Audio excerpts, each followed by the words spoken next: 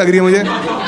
ठीक है, हाँ कैसे हुआ था? तो फिर रीसेंट वाला जो था लास्ट ईयर, Recent, हाँ। नवंबर में कुछ हुआ था।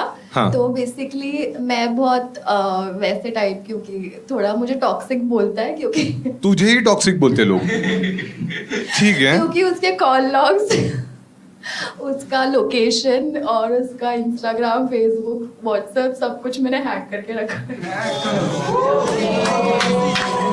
तुझे टॉक्सिक नहीं साइको बोलते हैं। हाँ तूने You ये can सब call it. तो बट तुझे एक मिनट, तुझे पहले से पता था वो चीट कर रहा है इसलिए तूने ये किया था? हाँ, मे बी। नहीं मे भी नहीं पता ना हमें। और तुझे पता कैसे चला कि वो? मतलब I don't know it's a cheat और नॉट, मतलब मैंने हाँ हमें पता ना, हम फिगर आउट करते हो। क्या किया गया था उसने? तो बेसिकली मुझे बिल्कुल पसंद नहीं है कि वो कोई भी लड़की के पास जाए, इवन उसकी कलीग हो या ऐसा है ना, नाचते वक्त हाथ वाथ लगाया, तो मैं थोड़ी ऐसे टॉक्सिक हूँ काफी।